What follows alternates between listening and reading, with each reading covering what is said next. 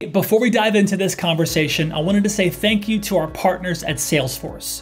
We bring marketing and engagement together. Learn more at salesforce.com/marketing. Now let's get into it. Hey everybody, welcome back to Marketing Trends. This is your host, Jeremy Bergeron, as always. And today I'm super honored and super excited to have Francisco Melo, Vice President and General Manager of a very small company, just kidding, Avery Dennison Smart Track. Francisco, welcome to the show. Thank you, Jeremy. Great to be here. I'm super excited to have you on. We had someone from your team on, I was mentioning before, Max Winograd, who's a VP of Connected Products there. He was on another show that we have in our network and was speaking to our CEO, Stephanie Postles, and I got a chance to listen to a bit of that conversation. And just to hear the scope, and the impact of the brand and the things that you guys are doing was incredibly inspiring to think about this, product as a channel and how we're interacting and engaging with customers at the product level all the way through supply chain and the shelf and everywhere in between. So I'm super excited. And your background is super interesting too. I kind of want to start there with you. Is just open-ended question here, but how did you end up at Avery Dennison? How did you end up leading this really cool part of the business and the Smart Track part of the business? How did you get there? Again, thank you, Jeremy. And I think I'm an engineer by trade, so I've got technical background. I've always been love technology, but I also love technology with a purpose. Okay, technology is great, from an engineering standpoint, but what does it do? How does it help people? How does it, create a better world, so to speak, conceptually. So, as I was looking into that, I came through my career working in several areas around consumer electronics, product development, and so on. And then I found that I really love being at the intersection between the technology element, the understanding of the technology, and the marketing element. So the combination of that, the value that it brings, that's really what excited me the most. In my journey through a number of companies, I eventually created a startup which was linked to creating a transformation in retail around digitizing retail and enabling the use of new technologies, including radio frequency identification that I believe we'll talk a bit more about in retail. And in that journey, I found Avery Dennison, who's the world's largest developer and provider of radio frequency identification. I came to get to know them through a large joint customer, and eventually, I got to meet their CEO. We got really good connection, good conversation, and eventually I got invited to join the company. And then within Avery Dennison, I progressed from more the market development front end element, what we call the creating a market, creating the opportunity for new technologies and technology adoption, all the way through being the general manager for the division of Avery Dennison Smart Track. Wow. I love it. So you have this kind of the engineering background. You then have also this entrepreneurial side of you as well, and then ended up at a huge company within the Fortune 500. What was it like, kind of marrying the engineering part, the entrepreneurial part of you, and now joining kind of this big, massive brand that got reach and scale into multiple industries? Did you find that kind of the entrepreneurial engineering side of you was really met there with the greatest challenges and the greatest acceptance, or was it a difficult transition kind of going from that world into such a big organization?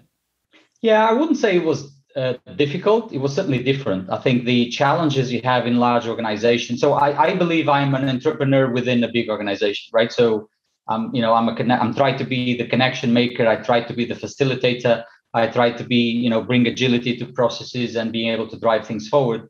In a company which inherently is like that, but being large also has obviously some of the drawbacks of any large corporation that has structures and processes in place to do that. So it's been a great journey. I've been here for 11 years. It's been an amazing journey. I'm very, very happy with what we're doing, and more than that, I'm happy with what our customers tell us that the impact of what we're doing is having, both within their operations, but also towards their customers, and the impact that has from a consumer standpoint.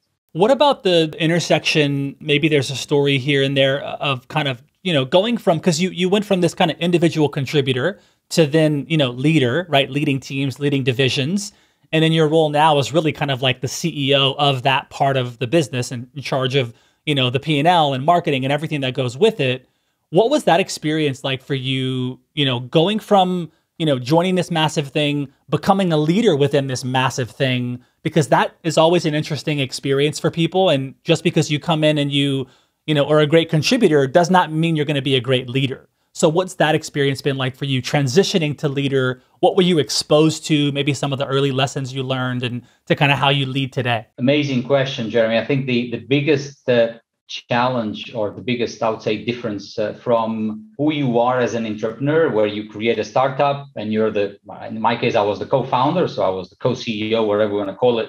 And basically you're calling all the shots, into coming to a much bigger organization where you want to do the same. You want to drive growth. You want to create things. You want to drive new opportunities. But you had to lead, in many cases, without authority, right? So it's the notion of the leader as somebody that believes in something and pursues that and brings people along, as opposed to people are following me because I'm their manager or their leader, direct manager as such. So I think that's been a lot of a transformation, right? So you leading without authority, I think it's the easiest way to say that, which is you're leading people to come to a joint vision and be able to deliver on that without necessarily having the full ownership of that. So and large corporations are highly matrix, right? So corporate America is, it's known for that. You have to your success is very dependent on everyone else's success. And therefore that dependency, that interdependency, if you'd like, it's something that it's a learning journey, but it's been a great one for me. Absolutely. On kind of following up to that, you in your role specifically, and we get a lot of CMOs and marketing leaders, across the Fortune 500 and beyond. But in your role, it's not just marketing. Like I said, there's other aspects of your role. So this even, I think, applies more interestingly to you in that in your role as VP and GM for Avery Dennison Smart Track, you're at this interesting intersection, where you have to be collaborative and you have to be able to build trust and rapport with, the entire executive leadership team. And you have, it's one of the most interesting, I think, parts of being an executive is certainly being responsible for all the marketing, but also finance, like you said, operations and all these things. What are some of the things you've cultivated over the years now to be that ally internally? Because clearly, I'm not in the meetings, but I can assume that you're building trust with your other leaders. You're doing this really well. If you look at the market cap of Avery Dennison, you look at the growth the past 5 years, it's just, the company just continues to do this. So how do you really act as this, this engaging, interactive ally with all of the leaders? How have you built that up and cultivated that? So I must say that it also starts very much by what does Avery Dennison want, and therefore what our CEO is pursuing for the company. It's true the company has been on a great journey over the past few years, and we believe that we're going through a transformation of making the company more digital, if you'd like, right? And that's one of the roles we're playing. So what we do as Avery Dennison Smart Track is this sort of technology platform, if you'd like, where it enables many of the offerings of Avery Dennison, whether those are, pressure sensitive adhesives, whether those are tags, tickets and labels for, say, apparel in retail or in food, to become digitized, right? So to elevate the offering of what you're doing, to not just be able to allow someone to look into or read the barcode, but be able to have those products to talk. So that evolution, to your point, is allowed us to create a common vision, and that common vision positioned us a little bit in the middle, if you'd like, where we operate with sister divisions, as well as obviously outside partners, very important partners outside of Avery Dennison, but within the corporation to be the, let's say, the facilitator of that evolution. And I think what that has been, it's been, again, having that common vision, working towards it, and then understanding that it's the creation of win-win partnerships, right? This isn't about me winning and your business losing. It's about, we both win because we create the better Avery Dennison, we create the better future for tomorrow, and we do something which we like to say, which is right for the business and right for the planet, right? So, and that ties back to, we're a values-based company that follows those 8 values, pretty strictly, and that covers a number of topics that I'm happy to touch on. But I think it's making sure that we're doing that, respecting not just the what, but also the how. So how we do things, how we treat each other, how we make sure we build that trust by creating win-win scenarios, for all the interactions we have from a company leadership team perspective as well. What is your relationship like as a leader with, velocity and then, optimizing things? Because, you're also sitting at the middle of a lot of innovation, and we're going to talk about the technology and some of the things you're seeing. But there's also, the company has continued to grow, and there's this kind of expectation around speed and velocity and being able to move fast and being able to go out in the future and make something real today. And then also optimizing, what you're doing now. As a leader in this really big organization, how do you dance with those two things of velocity and predicting growth and innovation? It's like all in this interesting pie that you could kind of get lost in, where you're moving too fast in one direction. How are you kind of able to pace these things? Because you got to be in the future. You also got to be optimizing things today. How do you dance with those things? So I believe if I had to pick between optimizing or velocity, if I had to pick one, and by the way, the world doesn't work that way, as you rightfully said, Jeremy, that is not the way things can operate. But if I had to pick one, I'm probably more towards the velocity versus the optimization, right? So I tend to be, I'm all for what's next. How do I drive it faster? How do I become more agile? How do we take it to the next level? Having said that, those things go hand in hand. So this notion, maybe a good analogy is this notion of, make the quarter and build the future, right? So, we're a publicly listed company. So every quarter people are going to say, hey, how's the business doing? Oh, the business is doing great. Okay, but you have to make sure that you build in the future, particularly in a fast-growing, fast-paced technology adoption business like the one we're driving. So I think if I had to say, I think I tend to lean, because we're in growth mode, I tend to lean more into the speed. We tend to lean forward. And again, I go back to the common objective as a company. We are leaning forward and investing significantly ahead than the needs of today. So we're prepared for tomorrow. Now, that's coming, and I think that's the beauty of what we've been doing. Hence, you talked about the performance of our stock. I think the beauty of that is being able to continue the growth while you're paving the way for what's next to come. So again, it's a balancing act. I think speed and agility is fundamental in everything you do. Let's shift into some of this benefits of like digital identity technologies, and I want maybe if you could share a use case around this. What are the benefits of digital identity technologies for the consumer? I would probably break that down into a couple of topics, and maybe just, if I may, just tell a little story about how the digital identity started to be used in the retail space. Was really about allowing people to find what he or she wants when he or she wants it. And it was the in-store typical situation, right? You go into a store, you don't find your size, you ask someone, I'm going to go to the back room, that they couldn't find it. So, and it's interesting because one of the biggest drivers of the Net Promoter Score is actually finding what I want when I want it, right? This was back then. It was all about the store. Now, fast forward, not even COVID times just further accelerated, as we all know, everything tied back to e-commerce and omni-channel. But fast forward, people want to do the same thing today using all the channels they like to use. And therefore, this notion of having convenience, right? Having one single view of inventory that has driven consumers to want to have what they want when they want it, potentially in their phone or elsewhere. But it forces retailers to know exactly what they have as a single view of inventory, so they can make everything available to everyone, irrespective of being only available in 2 stores or in 1,000 stores or whatever, or in the DC or whatever that ends up being. So I think that's one of the key elements. Beyond that, so that availability is a key thing. And that's enabled, that whole sort of back end has enabled people to drive into, new fulfillment models like, buy online, pick up in store, in many cases, ship from store. More recently, with big growth with the pandemic, the whole curbside pickup and other means of what we would call safe retail, right? So I want to go in, I want to get my stuff, walk out. I actually don't want to see anybody, and I want anyone to talk to me, because you know what? There's this whole pandemic thing. I feel much safer if I don't have to do that. The technology enables that, right? So that's all about creating a smart retail lens. But I think more than that, what it allows for a consumer standpoint is because it creates a smart supply chain, right? This isn't just about the retail, it's about the supply chain. And because you can know what's happened to that product throughout its journey, from the moment it was born, through its journey up to the retail, and potentially beyond the retail as well.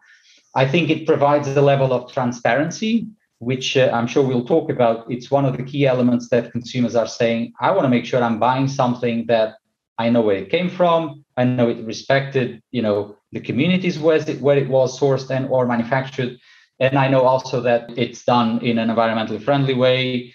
I want to know what's the carbon footprint. I want to know how I should dispose this and so on and so forth. So I think the key thing to me is attributing digital identities to item, Jeremy, allows items to be a new window of interaction between brands and the consumer, right? So never possible before, because you typically buy something. Yeah, you can tell people, hey, why don't you sign up for something? You know what? It's not going to happen because people don't have the time and so on. Now you actually have this direct interaction where you can tap a product and you can interact with it. You can read something on it and you can be able to, create a personalized connection between myself as a consumer, as an individual, and the brand. Wow. How can marketers leverage new technologies to build that consumer trust and emotional engagement? So let me give you an example of a customer we work with, which is Etam. They're the number one lingerie retailer in France. So they've been working with the team. They've attributed digital identities to all items. They sort of laid out three main items. Number one is convenience, right? So making sure that everything you do is available. So everything you have is available to everybody, whether they are launching a new product and whether that product has been launched only in partial, some of the stores or in all stores or whatever. Everything is available everywhere to everybody. So this notion of one single view of inventory that I mentioned earlier. And then he actually created new ways of shopping. We talked about safe shopping, of the ability of being able to, they created this notion of, they called try at home initiative. So basically they allow people that are registered with that with themselves to go into a store, grab 5 items, just scan them and walk out. No questions asked. You literally just walk out. And then if you like them, you keep them. Eventually you get charged after a few days. If you don't like them, you have a few days to return them back. It's that, and that's possible. Why? Because the unique identity of every item in the store knows that this was purchased or at least shown interest by a consumer, and therefore he or she can walk out of the store without triggering the alarm, without creating a theft element, and be able to do that. So I think those are 2 examples of that. And then the last one, which is an element that Etam is still working on, is on the element of transparency, right? So shoppers can scan the product via QR or otherwise, and then on their smartphone they can look at, say, a short video that provides insights about the factory, how it was made, information about the journey of the product, and so on and so forth. And so those 3 elements: convenience, new ways of shopping or transforming the shopping experience, and transparency, I think are 3 great examples of what Etam has driven. In addition to Avery developing their own technology, you guys have spent a lot of time investing and even acquiring other businesses. What has that been like to really incorporate these new technologies into your existing business? Yeah, so it's been a great journey. I think the element on how we've integrated different technologies is a fundamental element of how we operate. So in other words, a couple of examples is we've recently invested in Vestcom. So Vestcom is a shelf edge, let's say, data management solution that basically allows CPGs and brands to make sure that their product and their promotion and the relevant information is in front of the consumer at the moment of truth. So when you go into a store and you'll be able to grab something, you can actually have an interaction and be able to know exactly, not only you have the right price in the right place, you have the right promotion for the right product and relevant information about the product. That is, let's say, using the shelf as a means of communicating with the consumer. Now, we believe that's going to accelerate also the adoption of item level digital identity, because if you were able to combine the shelf capability with the product capability and you're able to truly leverage those, we think it can raise the bar and actually, increase the opportunity from retail transformation perspective and digitization. Another example of that, an investment we've made recently, is in a company called Williot, which is a startup that's looking at passive Bluetooth technology, right? So today we talked about RFID. Passive Bluetooth technology basically does the same thing, but it constantly talks to your phone, if you like, through Bluetooth in a passive fashion. And I think the passive element is important because all the things we're talking about from a digital identity perspective, they don't really have batteries. They are powered by radio waves. And it are those radio waves that actually make them, quote unquote, wake up communicate, provide information, sensing, and everything else, whatever that's relevant from a product perspective. And then obviously eventually they go back to sleep when they're not under the same radio frequency field. Oh, that's okay. So I had a question about that because it seems like there's this new RFID technology that it looks like a regular label, but with this microchip and this antenna. And so when I hear this, I think, okay, it needs battery, it needs power of some sort.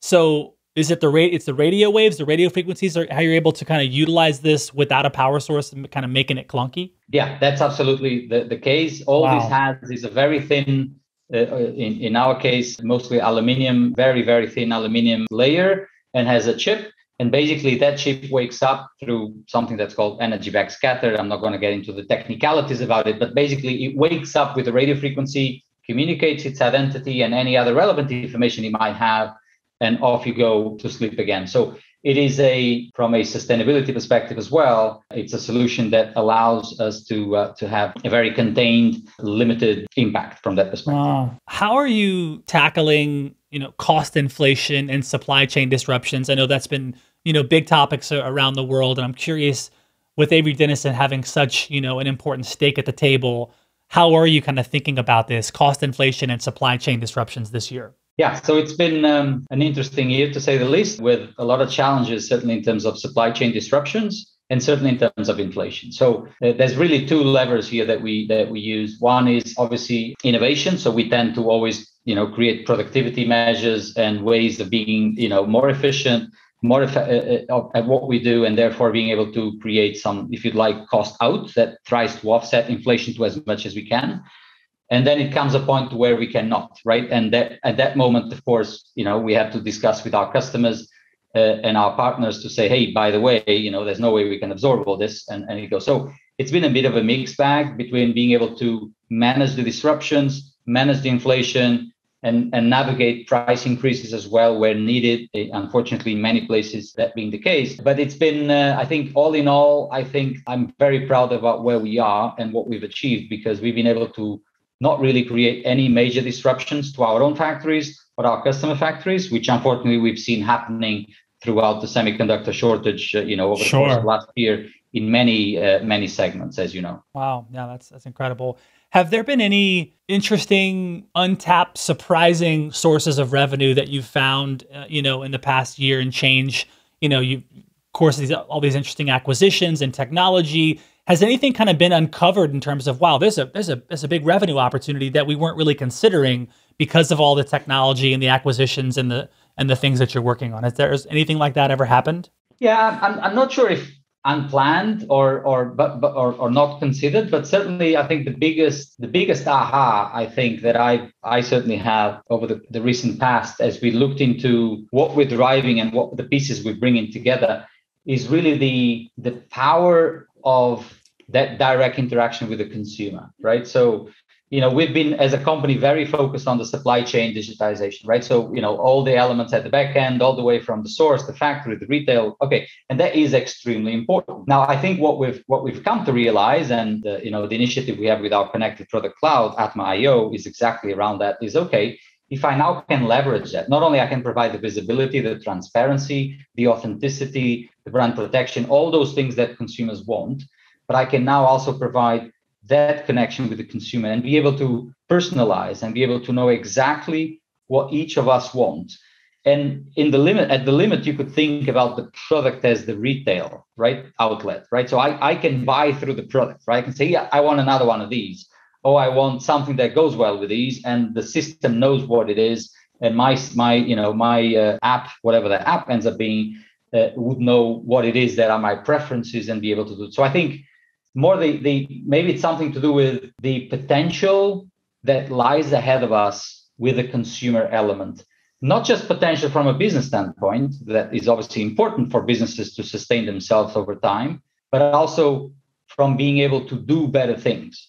Can we help people to make sure they know how to dispose things? Can we help people to make sure that they know what they should do with specific products so they don't contaminate the soil or whatever that ends up being, right? So I think there is a whole story here that's very powerful, both from an impact to the society as well as potentially from a recurring revenue perspective. It's huge. Marketing Trends Podcast is brought to you by our friends at Salesforce. We love you, Salesforce. Salesforce brings marketing and engagement together, and you can learn more about that at salesforce.com/marketing. First question, lightning round for Francisco Melo, Vice President and General Manager of Avery Dennison Smart Track.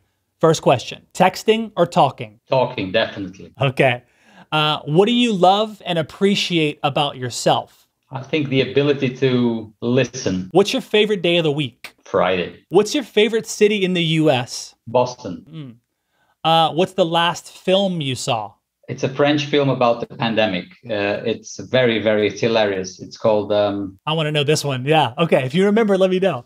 I'll let you know. All right. This might be the most important question of the day, Francisco. Would you rather be able to speak every language in the world or be able to speak with animals? I would rather be able to speak every language in the world. Got it. What's your favorite holiday? It's in the water, whether that's in the, at the beach or water skiing or something. It's something in the water or sailing. It's something in the water. Scale of 1 to 10, how good of a driver are you? I want to think I'm an 8. Yeah. Fill in the blank. Finish this sentence. Something wise my elders taught me was... The importance of experience. Would you choose invisibility or super strength? Invisibility. Is it wrong for a vegetarian to eat animal crackers? Not for me. Okay.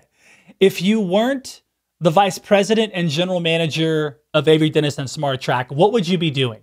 I would probably be doing something linked to agriculture and the world, and something about that side of, maybe something linked to wine, probably. I love it. Okay, great. That was fantastic. Francisco, thank you so much for taking the time to be here. This was an incredible conversation. Congratulations on all the momentum at Avery Dennison. I know as a company, we're very bullish on where Avery Dennison's headed. And with people like you at the helm, leading Smart Track and leading, this operation at scale, I have full faith that where you're at now and where you'll be in a year and 5 years is going to be mind-blowing. So congratulations again. Thank you. Thank you, Jeremy. Great to be here. Thank you for having me. Thanks again to Salesforce for making this show possible. To learn more, head over to salesforce.com/marketing.